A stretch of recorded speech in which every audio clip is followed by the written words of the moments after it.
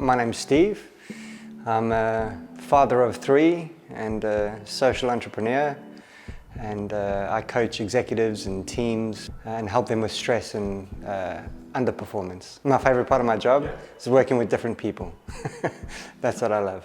All the different people that I work with. Meeting different people from different walks of life, different countries, different cultures, doing different things with different experiences. I work with charities, I work with large businesses, big corporates, I work with executive leaders, I work with regular, quote-unquote, regular people, all of it.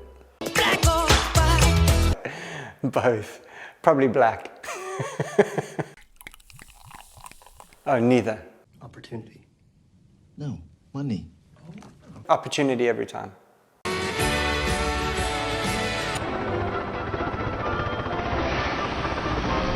London. Yeah, London is the best city in the world, I have to say. It's the best city in the world, it really is. Is it true that you can leap over a chair from a standing position? It depends on the size of the chair. I'll cheat a little bit. Revolutionary new product for your iPod. Socks. Yeah, that's an interesting one. I want to do something totally off the wall. Elon Musk. Those Merlin engines are fantastic. Oh, thank you. Yeah, good idea for an electric jet. You do? Yeah. Then we'll make it work. I'm Batman. Oh, another tough one. Batman.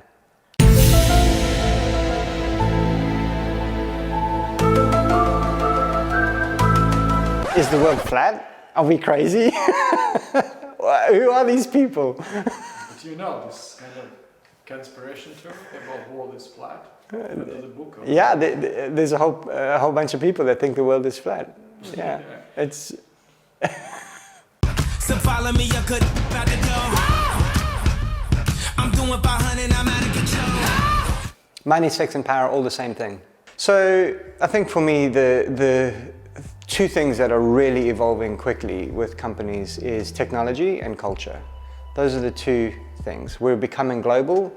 We're becoming very similar around the world, and we expect the same kind of products, the same kind of services in the same kind of way, but we're also expecting innovation, the pace of change. And at the same time, we're developing this global kind of consciousness around, being socially aware. We're developing a cultural mindset around sustainability, around multi-generational thinking. And those are the 2 main things that I'm seeing in every company, whether it's a small company or a big company. And then you're asking for other things, a few other things. So culture, technology, those 2 things kind of go together. What I'm seeing is companies diverging around what I would call body-based practices, being aware of the body.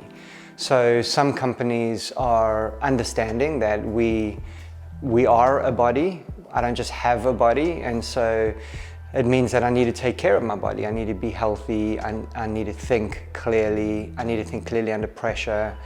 And there's companies that don't care about the body, aren't interested in that, just see people as a commodity. And I think those are the companies that are going to struggle in the future. So those are, again, 2 more things. Companies that are thinking about people, thinking about what is creative, what is passion. That's kind of interesting to me. Stress is an interesting thing, right? It happens to everybody, and we perceive stress differently. So some people see stress as something positive, and some other people can experience that same stressful event as something negative. And we all have good stress and bad stress. So I think the first thing is that we really need to get an understanding of what stress is to ourselves as individuals. And I think whether you're in a big company or whether you're in a small company, you're going to be experiencing good and bad stress. It's really relative. Some people do well in a big company, some people do well in a small startup or an entrepreneur setting. And I think that's the first thing. How do I relate to stress? What is good stress? And what's too much stress? So awareness is one of the key things that I teach, and it's self-awareness. And it used to be that self-awareness was something that we'd only really reserve for maybe artists or, kind of people that were in a creative industry or maybe top athletes. But now we're starting to see that a really deep sense of self-awareness is what is going to drive performance, creativity. It's going to drive people working together better. So self-awareness, I think, is the number one thing that we can do, whether we're in a small company or a big company. Entrepreneurs are facing a lot of change. So adaptability, I think, is key. If you're an entrepreneur, it's going to be different every single day. You're under enormous deadlines, tight deadlines, high pressure, you want to deliver quickly, and you don't have that cushion, as you've said, in being in a big company. So you need to be adaptable. And again, that's something that comes from, first, a place of awareness, and then learning how to manage your own state. So one of the things that we teach in Fittolead is how to manage your state, literally. How do I notice how I am? How do I notice the stress that's going on around me? And how can I move into states that are optimal for me? Yeah, I think the third thing, it was maybe one of the most important things, is we forget to have fun, because we get really involved in what we're doing and we get narrow in our thinking, and then we forget to have fun. And if we're not having fun and there's no room to have fun, then really what's the point of what we're doing, right? And fun, again, drives a sense of creativity, of playfulness. And I once started a business called Lightning Fast, and I've gone through different iterations of that, and I wanted my 4-letter acronym to be focus, attitude, strategy, time, something like that. And eventually I thought, I'm just going to have the frameless framework, and the first F has just got to be fun. And there's a book by a guy called Sean Acor called The Happiness Advantage, and Sean talks about the fact that we always think that happiness comes from success, and success is interesting to define anyway. But the truth of the matter is that success comes from happiness, and that's a proven study that he's done. He spent a lot of time as a professor studying that, and he consults to companies all over the world teaching about happiness. So I think for all of us, we really need to catch a hold of what makes us happy. And if we don't do that, then we're going to get lost along the way. Elon Musk is interesting, right? He's a fellow South African, so that's got to be good right there. And he's a very unusual individual. I mean, he's exceptional. He's done so many different things. But you talk about stress, and I think, for me, he thinks about these really big things, like, we need to get to the moon, but if you watch how he is, he's super playful. He really keeps that sense of fun and that sense of aliveness, and I think that's one of the things that makes him so successful, is because he just gives it a go. He's not afraid to fail. He treats even a big business like a startup. He just goes for it, and so I think we can take some leaves out of his book. Again, he's really advanced in the way that he thinks, but we go back to that thing about awareness that I was talking about before. The other thing that we need to think about for ourselves, everybody should think about awareness and acceptance. So if we can't accept the way that things are, we can never change it.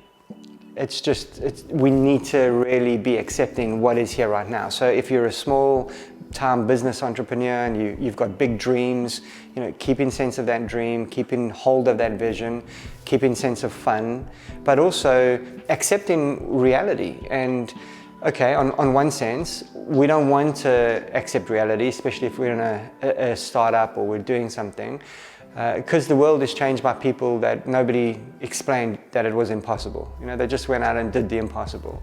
And so I think going along with awareness and acceptance is attitude. And when my boys were small, I would always tell them that attitude determines altitude. And so if you have a good attitude, a positive attitude, if you can find a way to keep focusing yourself on your goal, and how you want to be, then I think you're going to learn how to mitigate your stress. In fact, I don't think you're going to learn how to do that. You can absolutely learn how to manage your stress and manage your environment because you're focusing on the right things. I mean, look, he's very intelligent, but if you take that out of the equation, there's a lot of intelligent people like Elon that haven't made it. And again, I think he's thinking outside of the box. He looks at things creatively. And that, I think, is something that we all need to do, is we limit ourselves. So, for example, for an entrepreneur that's starting, a single mother, and she's, starting something locally, but it's something that she really wants to do here in Riga. Being creative can take different forms, and when we move our bodies, when we get outside of what we're normally doing, one of the things I sometimes coach people to do, whether they're, again, if they're in a big corporate or they're small people, I get them to do really different things than they would normally do. Go stand on a desk. Literally in the office, stand on a desk in the office. It seems really ridiculous, right? But what you do is you change your perspective. Stand on a desk and you see your office in a way that you never saw it before. And that changes a whole bunch of things in your chemistry and your physiology. Your brain starts firing differently because you're seeing things differently. You're also moving your body. And if you do that with a sense of fun, you might breathe, you might laugh, you might feel awkward. You'll find where your boundaries are. And then you'll relax. And what will happen is the chemicals that are associated with feeling good and being creative will start to flow. And you'll probably come up with some really different ideas. If you don't want to stand on the desk because you're scared of heights or you don't want to hurt yourself, or that I'm not advocating that go and stand on desks, everyone. I kind of am, but take care of yourself. Go for a walk in a different place, or pick up an instrument that you haven't ever played before, or if you've never played an instrument, pick one up, or learn a new sport, learn something new that you can do with your body. And ideally something actually that's what we call a mindful practice. So something that is not just mindless, but something that you would need to pay attention to. And that's going to unleash some creativity for you. The number one thing for me around inspiration, I think, is people. I love people. I enjoy talking to people. When you start to expand the circle of your thinking, cultures, places, foods, music, styles of things that you haven't experienced before, it really sparks creativity for me. I enjoy that. And so, I'm Greek, right? And I'm a Greek South African. So here I am, I don't eat until I'm full, I eat until I'm tired. I always joke. But if you combine food and conversation, for me that's magic. Good food, good conversation around a table, experiencing different things. That's my number one place, I think, where I feel creativity flow. I feel hopeful. I find that when you really get around the table and you rest around food that you really enjoy with people that you're having a good time with, then you start to feel differently about things. And that's my number one thing. Movement is the other thing. I do yoga, a lot of yoga, and various different things, some martial arts, but playing sports or getting out, going for a walk, walking in nature for me is huge. That's a very big thing. Or swimming. I like to spend time in water. I know I'm in a creative agency, so I'm not just selling creativity here, but bringing our passion to what we do is so important. And I think so many people are stuck in dead-end jobs that they don't like, making money to buy things that they don't need, to impress people they don't even want to be with. Don't spend your time with people you don't want to spend time with. Don't do things you don't want to do. Learn how to find your yes and your no. Play around with it. Start to figure out what turns you on, And, we're so busy being scared of things, trying to avoid things or secretly looking at things like, sex, for example. We don't want to talk about sex, but everyone wants to have sex. Pretty much everybody. So why aren't we talking about that? And if we're not having sex, or we're having bad sex, then we should stop, or we should go and find what makes us, feel good, so that we can have good sex, right? It's the same with food. Why are we eating food that is just boring or that's not good for us? Why are we not moving around physically, going to places and following our passions? And so I think for me, those people that you mentioned, Steve Jobs, he put a ding in the universe because he was creative and he thought out the box, right? Bill Gates, again, I think he's super intelligent, but you'll probably find, I don't know the man, But if you look at some of his social projects and the things that he's doing, you know, he's looked at things fairly creatively and looked at the numbers creatively. So he said, what's the number one thing that we need to solve right now? It's killing the most people, malaria. So my father-in-law died of malaria in Mozambique. So I really paid attention to what Bill Gates did there with their foundation, Bill and Melinda Gates actually. So his wife is part of that. So we talk about Bill Gates, but then we see that it's a partnership, right? We don't just do things in isolation, and so that's kind of inspiring to me. And then again, you know, if we look at something more local, so I met the woman who started the Zero Waste company in Riga. She's the first woman to have done that. Now, she's a PhD, I think in neurology. She went to Indonesia. She's done all these amazing things, but she's got a passion for really trying to change things. So she's followed her passion. She's had a look at what really she thinks she wants to make a difference in, and then she's gone and pursued that. And her cafe is amazing. She's made reclaimed tables out of wood. You know, she's bringing people in, and she's just signed up to New Door, the startup accelerator, the business accelerator, to get some additional information. So she's really going outside of herself to look for different ways of doing what she wants to do. You know, we need something to hope in. If without hope, then people lose the will to live. Really, if you don't have hope, you get into a rut. And so we need to keep hope alive. And you've got to find what that looks like for you. And if you find that you're not hopeful, then you need to go and have a conversation with yourself.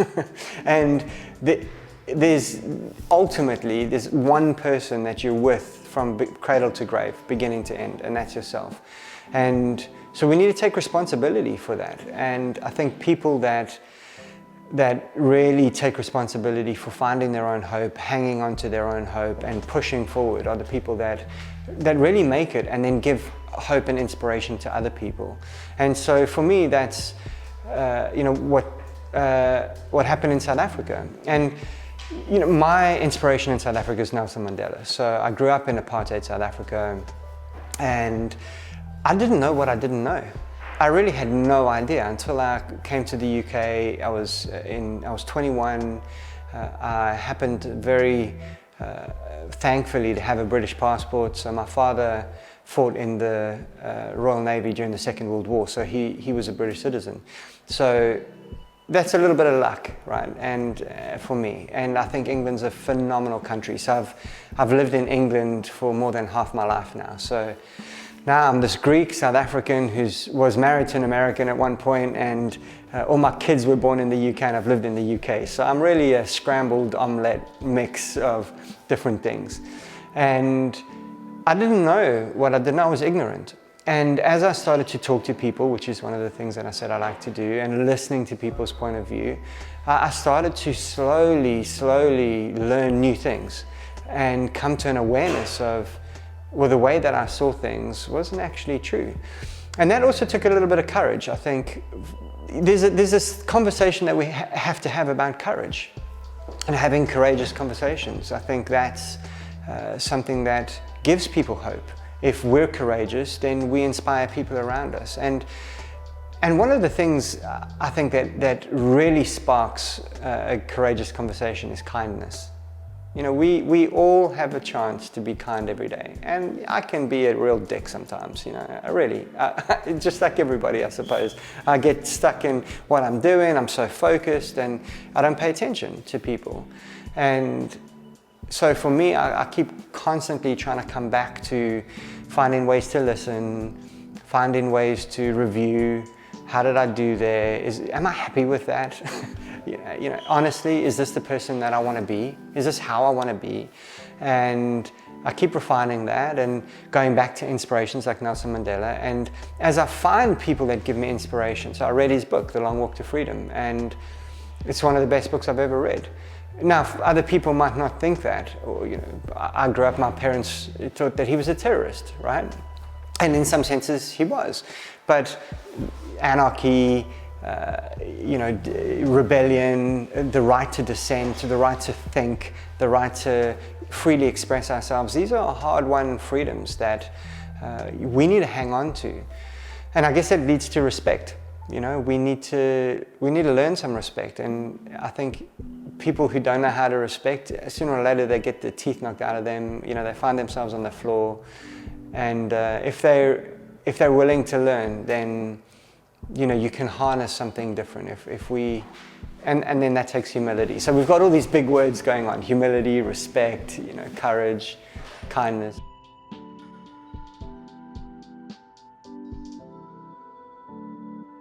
I'm kind of melancholy when it comes to songs, I suppose. Maybe, I don't know why, but you talk about freedom and I think about U2's I Still Haven't Found What I'm Looking For. But, for me it's a happy song because there's this wistful hopefulness in that song. I write poetry as well, and I like David White's poems. So there's something about this being really authentic and honest about where you are that can give you hope, during the dark times. And yeah, there's just something about, I think, the way that U2 put those lyrics and melodies together. They're not my favorite band, but that particular song, I think, feels hopeful to me. And yeah, that would be my song. Yeah, I think for me, when you're choosing a startup, or you're looking at a startup, or you're starting a startup, there's going to be three things really that are critical. One is the people. So it's all about leadership. It's all about the people that you've got around you. But one person is not enough, or a few people is not enough. You need to be able to build a team of people around you. So when you're looking at investing in a startup, it's got to be sustainable. So it can't just be reliant on one person that's going to leave and disappear. And that's got to have the second pillar, or the second leg of the stool, which is that product or service, leaning on technology, leaning on innovation. That's got to be, it's got to be robust and leading edge at the same time. And then the third thing for me is really around execution.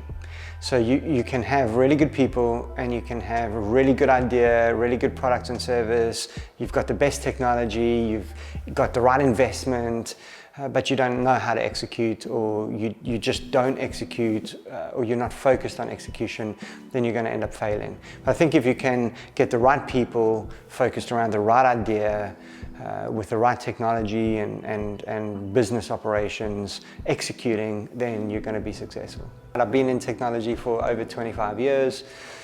Selling technology, using technology, consuming technology. I'm pretty opinionated about it. And also in terms of culture, community, and social activity, social enterprise. Again, something that I love. So actually, I'm doing a project called Conversations with Steve. I want to have conversations with people about movement, meditation, mindfulness, and breath. So it's really the body-based, mind-based, body-mind connection, and that spirit and soul. How do we feel? And then business, technology, community, and culture on that side. So I like to talk about those things. So for me, those 8 subjects, which are in 2 big themes, are super important. And different people have different ideas. So technology is really bad, we're losing our sense of connection. I'm not sure how true that is. Facebook is actually in some ways bringing us together. And there'll be something else, and we like to interact. On the other side, you're right, we stop moving, we're hunched over. So we actually go into physiologically stress response because we're sitting down and we're hunched over and we tilt our heads forward. So what starts to happen is we get stressed and we don't understand what's happening to our bodies. Teenagers now, their bones are soft, they're not fully developed, and they're starting to have issues in their upper spine. So we're starting to see actual technology-based injuries that are coming about. So there's a bit of a balance, right? And yes, we can feel very isolated. So there's a lot of science as well around feeling isolated, because we're seeing people that seem to be happy. Everyone's happy on Instagram, right? And we know it's not true. And we get addicted to our technology as well. I think one of the things we tend to do as human beings is we polarize things. It's black or it's white. It's this or it's that, and it's binary thinking, and it's very limited thinking. And the world just isn't like that. The world is, all kinds of black and white and gray and all the hues in between, and then all of a sudden there's an explosion from the rainbow of all kinds of different colors. And then there's all the things we can't see. And for me, technology is the same way. One of the things I'm also seeing with technology is we're integrating with technology. So we're scared of it. My mother's generation were brought up with the Bible. I was taught that the Antichrist is coming, Armageddon is coming, technology will, 666, the mark of the beast, we're all going to be in trouble. And I guess I kind of feel that the beast is always here, and kind of we are the beast, right? We keep reimagining the beast and bringing it to life. And we're enhancing ourselves with technology. I mean, the phones are really already an extension of who we are. They've become part of who we are. But even if we go a little bit more subtle, if we have embedded technology like a pacemaker or an ear implant, then we're actually cyborgs. And the definition of a cyborg is somebody who is merged with technology, somebody that is not fully human, quote unquote. So we're using technology every day, becoming a part of technology, and I think that pace of change is going to increase.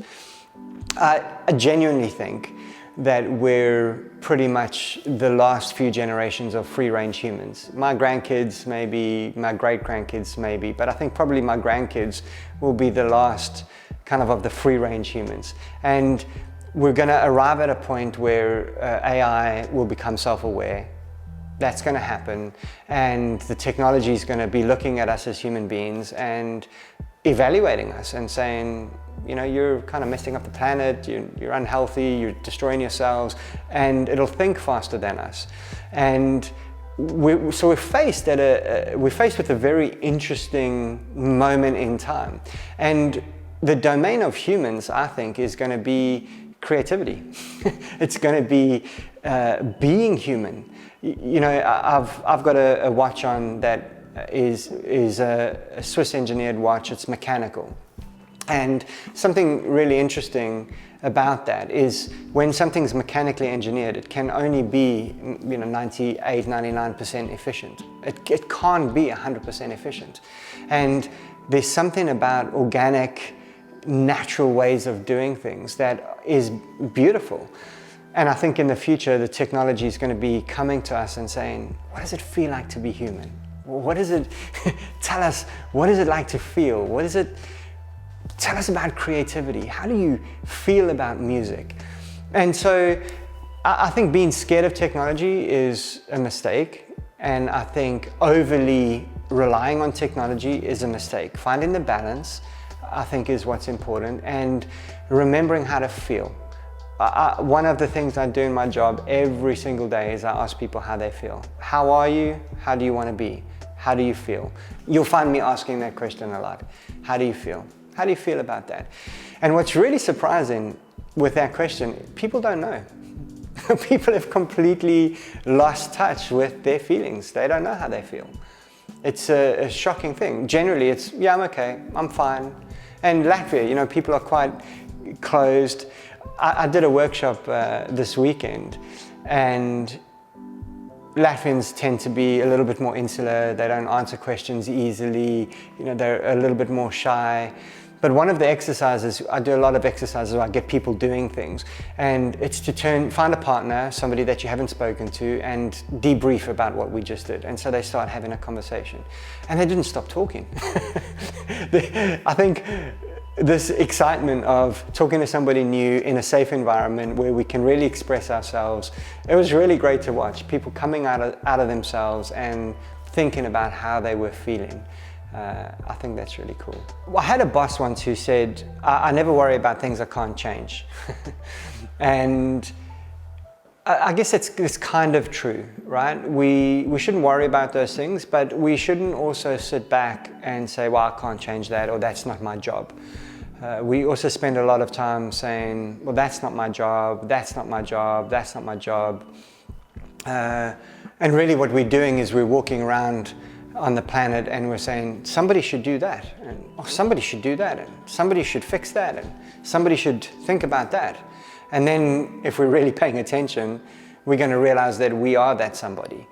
And one of the things we can do is get together in groups, have conversations. One of my very good friends, Andy Pace in London, works with the democracy of open forums. So he starts to get people together, and he calls it the voice of the community. And as a community, we have a really strong voice, and we need to go to our politicians who also have kids, who also have vested interest in things going well and not having the planet destroyed by technology.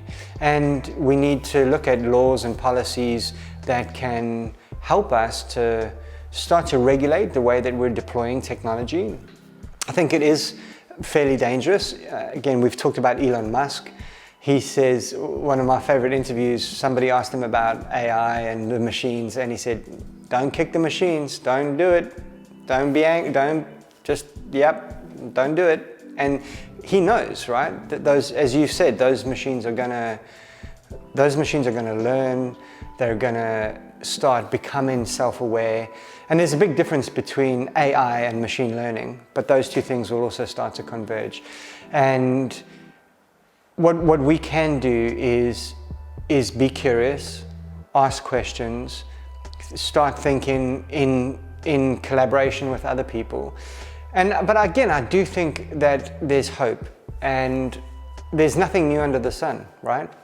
Thousands of years ago, there's a very old book that talks about that and says that really there's nothing new under the sun. And what we're just learning is how to do dumb things even quicker with technology. And if we go forward 10,000 years from now, you said, how's it going to look in 20 years? Well, how's it going to look in 10,000 years, 100,000 years, 1,000,000 years, 10 million years? You know, we're a blip. And so what we can do is be really present in the moment and make really good choices in the moment. Talk to people. Think about how we're feeling. Think about what really makes a difference. And not say that's somebody else's job. It's all of our jobs to be thinking about being kind. And I do think that the machines and technology are giving rise to a different type of consciousness. So there's this, yeah, and it sounds weird. It used to be something that was only talked about in crazy circles, people taking drugs, the hippies. Now the corporate hippies are starting to pay attention. But there is a raising of consciousness that's happening, and we can be a part of that conversation. And so the hope is, I spoke about hope earlier, that we'll stay playful, we'll stay curious, we'll stay passionate, we'll learn how to be kind, we'll keep learning that. The machines will evolve alongside us, and then they'll see who's trying, who's not, and we'll collaborate with them, and then we'll have a shot at them figuring out what it is to be human. A friend of mine wrote a book called Still Human, and it's a book about business. And it's a really great book. He's a South African again, Brad Shawkind and Andy Golding. There's two of them actually that wrote this book, Still Human. And we have ways, that's the domain of us. That's the thing that makes us unique. And I think if we catch a hold of that and we stay human and we think about what it is to be human, then we can celebrate that. We won't be the quickest, we won't be the fastest, we won't be the smartest.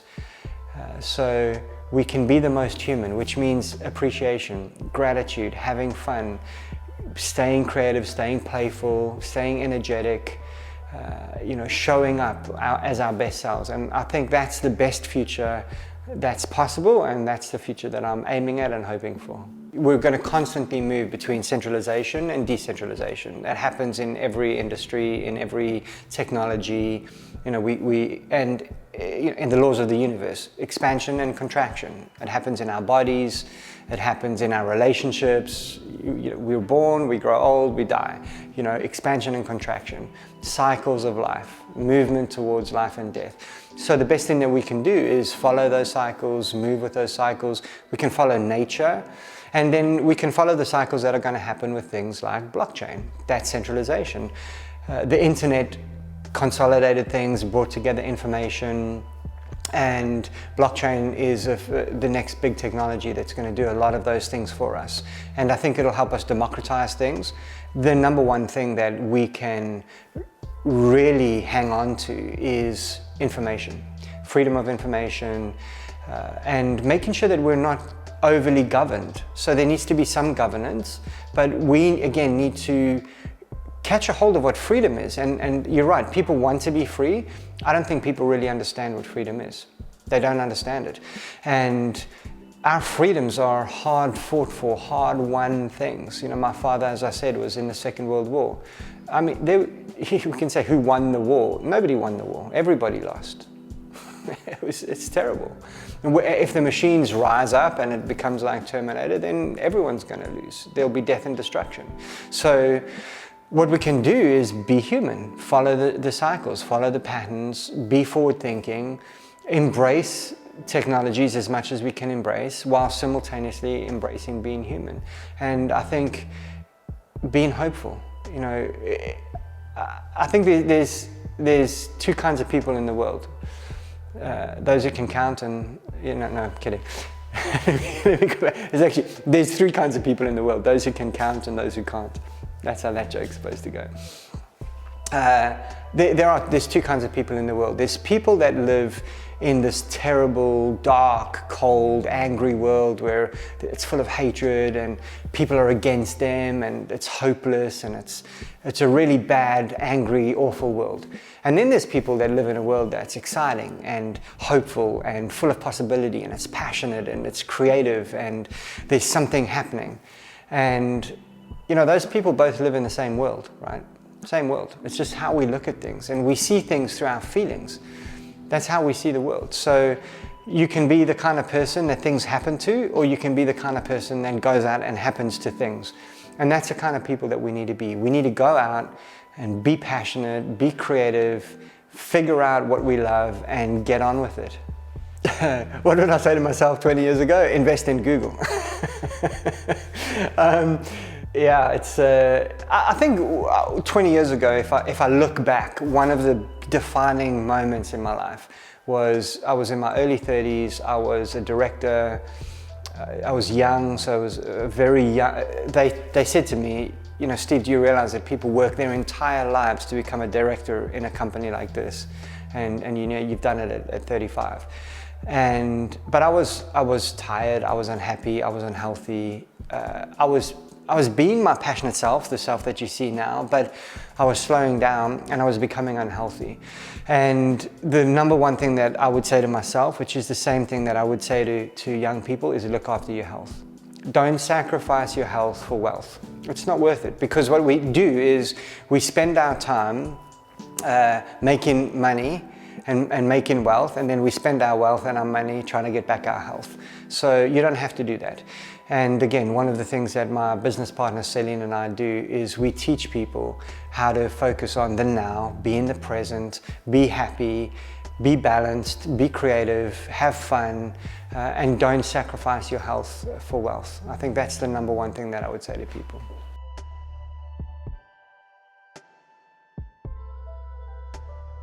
It's so hard to choose, right? Right now I'm listening to an audiobook, Stephen Kotler's Stealing Fire. Fantastic book, I'd highly recommend that. We talk about flow states, we talk about heightened ways of being. I think that's a fantastic book. Really, Tim Ferriss, I like a lot of his stuff. Tools of Titans, there's a story in Tools of Titans about guys that failed warm-up. And it's going back to the basics. So I really like his work. The 21 Indispensable Qualities of a Leader by John Maxwell. It's a simple book, really easy read, and I think for me that 21 Indispensable Qualities of a Leader by John Maxwell is a book that is short, simple, and really has skills that we can learn as leaders. And as people that want to be the best version of ourselves, I think that's a great book. It's really influenced me. There's a really great book and a person, Daniel Ingram. So I would check out his podcast if you're into meditation and mindfulness. It's probably the best book I've ever read on meditation. It's hard going. It's called Mastering the Core Teachings of the Buddha. It's not about Buddhism, it's about meditation. He happens to look at meditation through that lens. And actually there's another one that's The Mind Illuminated by Kuladesa, that those two books kind of go hand in hand. And I think finding a meditative, contemplative state is really important. And then if I had to give a shout out to somebody, Richard Raw. He's one of the directors of the Center for Action and Contemplation. And Richard Raw talks about the Enneagram, which is something that I love, and he's a Franciscan monk, and he just has all of this wisdom in this wonderful way of being and living a contemplative lifestyle. So I think that's a nice balance between performance and just being human.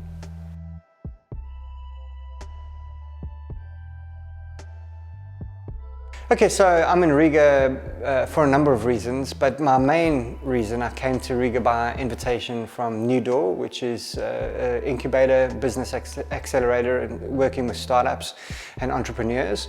And New Door are a really exciting NGO, but they work with social enterprise. And that's exciting for me because, as I said, I think social business is the next big wave of things that we need to do to make a difference in the world. And the British Council Latvia sponsored them, so I'm very grateful to them to have invited me and to come and share a bit of myself with some of these entrepreneurs that are starting social enterprises, which is probably the most difficult place to do a startup. So that's it. And then I'm working with other leaders and teams and businesses promoting Fittolead, which is my business with my partner, Celine, and we again work with coaches and leaders around the world. We train trainers and we help people to stay healthy, to be better versions of themselves. We use techniques like heart coherence from Heart Math, and these are really scientific ways of looking at our state of being, and then we can regulate our state. So we teach that to businesses and business leaders to help them succeed and help their team succeed.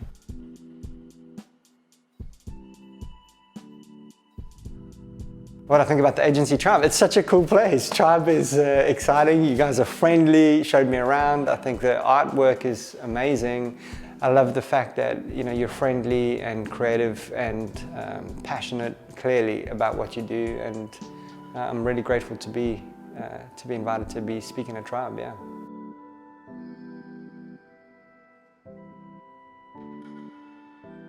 If we can be kind to one another, then we're going to go a long way. And kindness has so many things in it, because when we're kind, we learn how to listen. And I think that's the thing that we're missing in the world. And if we just capture a sense of kindness, and it's something that I keep learning every day. Again, I can be a dick, I know it. I try not to be, but sometimes I just, I'm so doing what I'm doing. But if we can be kind, if we can listen, then I think the world's going to be a better place.